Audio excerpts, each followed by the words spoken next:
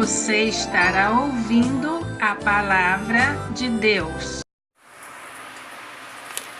A história de Maria, mãe de Jesus.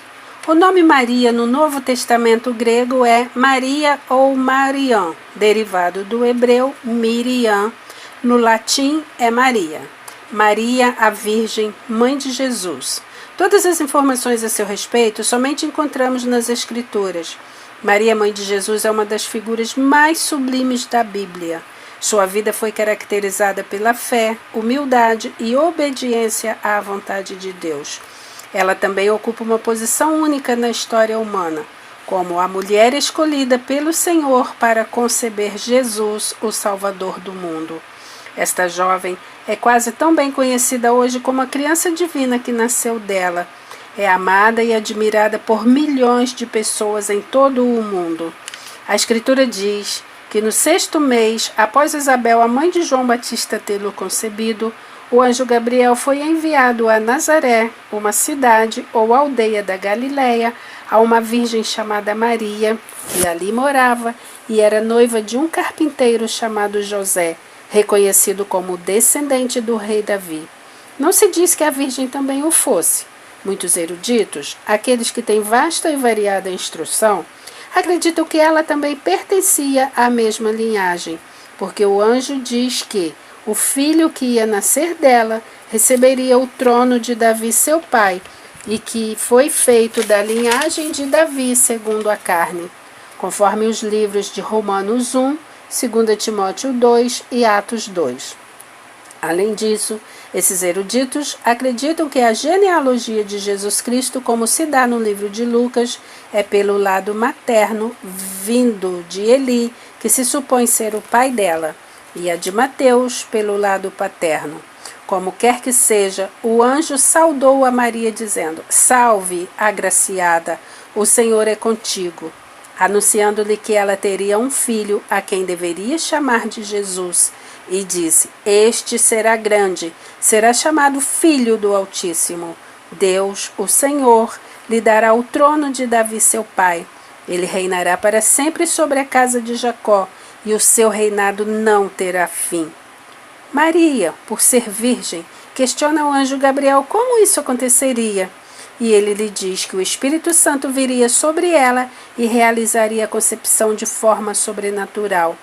O Espírito Santo descerá sobre ti, e a virtude do Altíssimo te cobrirá com a sua sombra. E por isso mesmo, o santo que há de nascer de ti será chamado Filho de Deus. E assegurou a ela que para Deus nada é impossível, e revelou que sua prima Isabel, que já era idosa, também engravidara em sua velhice, e que já era o 6º mês da gestação daquela que era chamada estéril. Disse então Maria: "Eis aqui a serva do Senhor. Cumpre-se em mim segundo a tua palavra." E o anjo se ausentou dela. Com isso, Maria mostra sua surpreendente fé, afirmando ser uma serva do Senhor, e humildemente submeteu-se à vontade dele. Imediatamente, Maria foi visitar a prima Isabel, a futura mãe de João Batista.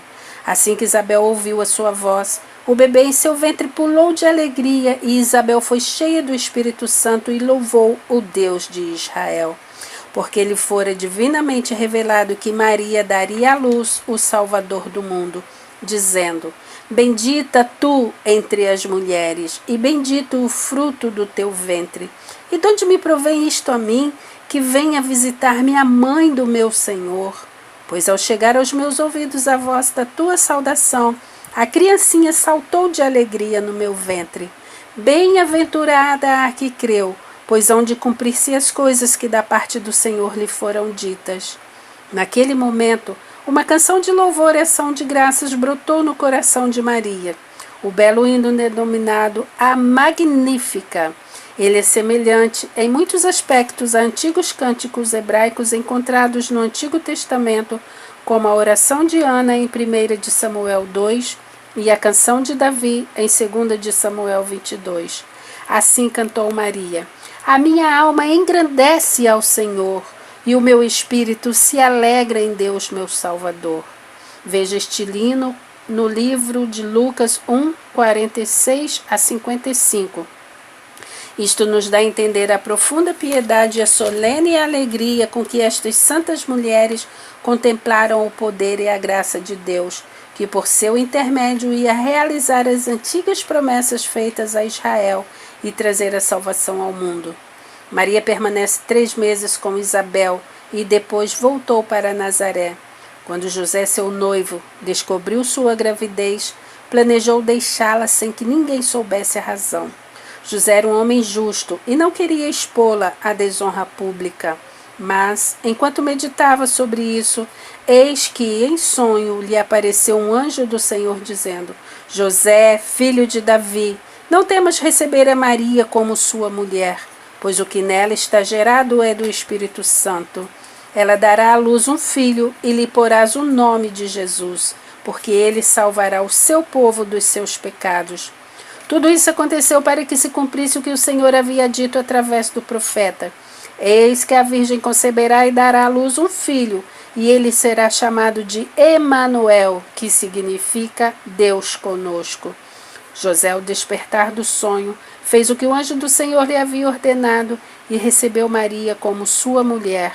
Contudo, não a conheceu, isto é, não teve relações com ela, enquanto ela não deu à luz o filho primogênito. E José colocou no menino o nome Jesus. Aconteceu que quando César Augusto ordenou o censo em todo o mundo romano, José e Maria foram a Belém da Judéia. Ambos eram da linhagem do rei Davi e precisavam comparecer à cidade onde nasceram. E para lá foram José e Maria, sua mulher, que estava grávida, a fim de alistar-se. Enquanto estavam lá, chegou o momento de Maria dar à luz. Porém, não havia lugar para eles na estalagem. Por isso ela teve seu filho primogênito, Jesus, numa estrebaria e o colocou dentro de uma manjedoura, uma espécie de tabuleiro, coxo, onde se põe comida para os animais. Apesar do nascimento humilde, a presença desse novo rei não seria mantida em segredo. Um grupo de pastores que foram visitados por uma hoste celestial que lhes falou sobre o nascimento de Cristo foram para lá adorá-lo. Espalharam-se a boa notícia da presença do Salvador na terra, e Maria guardava todas estas coisas no coração. Completando-se os 8 dias para o ritual da circuncisão do menino, foi-lhe dado o nome Jesus, o qual havia sido outorgado pelo anjo antes que ele nascesse. De acordo com a lei de Moisés, aos 33 dias após a circuncisão do menino, tempo este para a purificação de Maria, eles subiram ao templo para apresentar o bebê Jesus a Deus. Enquanto estavam lá, um homem justo e dedicado ao Senhor chamado Simeão falou profeticamente sobre o futuro de Jesus como o Messias. Ele também advertiu a Maria que ela também teria sua própria alma traspassada por uma espada. Livro de Lucas, capítulo 2. Tamanha seria sua dor. Pela primeira vez, Lucas fala sobre o sofrimento e o ministério de Jesus Cristo, salientando que sua mãe sofreria semelhante a ele, como se uma espada varasse o seu coração quando ela visse a tortura e o sofrimento do seu filho querido. No entanto, não se tem notícia de que Maria tivesse ficado amargurada, ressentida com Deus ou amaldiçoado seu destino. Estava também no templo a profetisa Ana, filha de Fanuel, da tribo de Azer. Ela era avançada em idade. Ela fora casada com seu marido 7 anos e ficara viúva até a idade de 84 anos. Ana jamais deixou o templo e adorava a Deus, jejuando e orando dia e noite. Ela também falou sobre a redenção de Israel, que seria efetuada por meio de Jesus. Depois de cumprida todas as exigências no templo, José e Maria voltaram para casa, para a cidade de Nazaré, na Galiléia. Vieram magos, os sábios do Oriente, a Jerusalém e indagaram onde nascera o rei dos judeus, pois do Oriente viram a sua estrela e foram adorá-lo. Quando o rei Herodes soube da chegada deles e de suas perguntas, ficou profundamente perturbado. Pediu aos sábios que procurassem o menino e, quando o encontrassem, fossem avisá-lo. Eles seguiram a estrela, um sinal no céu, que os levou até o lugar onde estava o menino, e ficaram jubilosos de alegria. Ao entrarem na casa, encontraram o menino com Maria, sua mãe, e prostrando-se, o adoraram, e abriram seus tesouros, e lhe ofertaram presentes, ouro, incenso e mirra. E sendo devidamente avisados em sonho para que não voltassem a Herodes, retornaram à sua terra por outro caminho. José também teve um sonho, no qual foi alertado que Herodes queria matar o menino. Ele tomou Maria e o bebê e foram para o Egito, onde permaneceram até a morte desse perverso rei, para que se cumprisse a palavra do profeta dita pelo Senhor: do Egito chamei o meu filho. E Herodes, iludido pelos magos, mandou matar todos os meninos que haviam em Belém e arredores, de 2 anos para baixo, seguindo o tempo em que falou com os magos. Depois da morte de Herodes, José recebeu outra mensagem em sonho para que voltasse a Israel. Quando chegaram à Palestina, descobriram que Arquelau, filho de Herodes, reinava na Judéia. Alertado sobre isso em outro sonho, José estabeleceu-se em Nazaré, na Galiléia, junto com Maria e o menino Jesus, para que se cumprisse o que fora dito pelos profetas: ele será chamado Nazareno.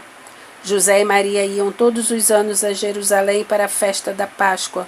Numa dessas ocasiões, de volta para casa, descobriram que Jesus, que já tinha 12 anos, não estava no grupo de parentes.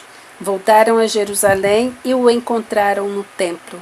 Ansiosa, Maria questiona o filho por seu comportamento, mas ele respondeu que precisava ocupar-se dos negócios de seu pai. Maria e José não entenderam as palavras que ele dizia, porque o pai a quem Jesus se referia era Deus, o seu pai celestial. José era o seu pai terreno, aquele que o criara. Eles voltaram a Nazaré e Jesus lhes obedecia. Maria, sua mãe, guardava tudo no coração, e Jesus crescia em sabedoria, em estatura e em graça diante de Deus e dos homens. Lucas, em seu evangelho, afirma a perfeita e completa humanidade pela qual Deus passou ao encarnar-se em Jesus de Nazaré, seu filho.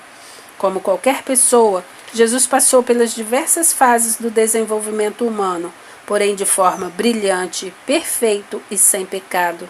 José, o pai terreno de Jesus, morreu quando ele era ainda muito jovem, deixando para ele a responsabilidade de cuidar de Maria, sua mãe, e dos seus demais irmãos e irmãs, trabalhando como carpinteiro, a profissão que aprendera com seu pai José. No capítulo 6 do livro de Marcos, encontra-se o nome dos seus irmãos, dos irmãos de Jesus, que Maria teve com José, seu marido. Eram eles Tiago, José, Judas e Simeão, e também fala de suas irmãs, porém não cita os nomes delas. O trabalho de Jesus como carpinteiro trouxe escândalo ao povo, que ficou admirado quando Jesus lhes ensinou na sinagoga local. Parentes e conhecidos de Jesus, sabendo que ele era um trabalhador braçal, como a maioria deles, nascido numa família humilde, não conseguiram compreender nem aceitar como ele pregava com tanta unção e sabedoria. De Maria, a próxima vez que se fala sobre ela foi durante o ministério de Jesus, que começou quando ele tinha cerca de 30 anos de idade, num casamento em Caná da Galiléia. Maria estava na festa. Acabou o vinho e ela, desejosa de poupar a família que promovera a festa da vergonha por não ter mais vinho para os convidados, falou com Jesus sobre o assunto para que ele fizesse algo para salvar a situação. Naquela época, faltar o vinho numa festa era como hoje faltar o bolo da festa. Em outra ocasião, quando Jesus ministrava à multidão, Maria e seus outros filhos foram chamá-lo e alguém disse a Jesus: tua mãe e teus irmãos estão aí fora e mandaram te chamar. E Jesus respondeu: minha mãe, irmãos e irmãs são todos aqueles que fazem a vontade de meu Pai que está no céu. Mais tarde, Maria viu o sofrimento e a entrega de Jesus pelos pecados da humanidade. Durante a crucificação de seu filho no lugar do povo, para salvá-los do inimigo de suas almas, Maria ficou ali, bem perto da cruz, e observou dolorosamente a angustiosa tortura de seu filho querido, sem nada poder fazer. Ali se cumpriu a palavra profética de Simeão, quando a advertiu que o seu sofrimento seria semelhante ao do seu filho Jesus, que ela também teria sua própria alma como que traspassada por uma espada. Tamanha seria a sua dor ao ver o sofrimento do filho. Jesus, vendo-a ali, pediu ao seu discípulo amado João que cuidasse dela, e João a levou para sua casa, e ela passou a morar com ele, cuidando um do outro como mãe e filho. E a última referência a Maria na Bíblia está no livro de Atos dos Apóstolos, depois da ressurreição de Jesus. Maria, juntamente com seus outros filhos e os apóstolos, estavam todos reunidos em Jerusalém. Aquela que carregou Jesus nos braços como seu filho, agora estava pronta, juntamente com os apóstolos, para servi-lo como seu Senhor e Salvador. Não se sabe quando e de que modo Maria morreu. A Bíblia apresenta Maria como modelo de fé e piedade.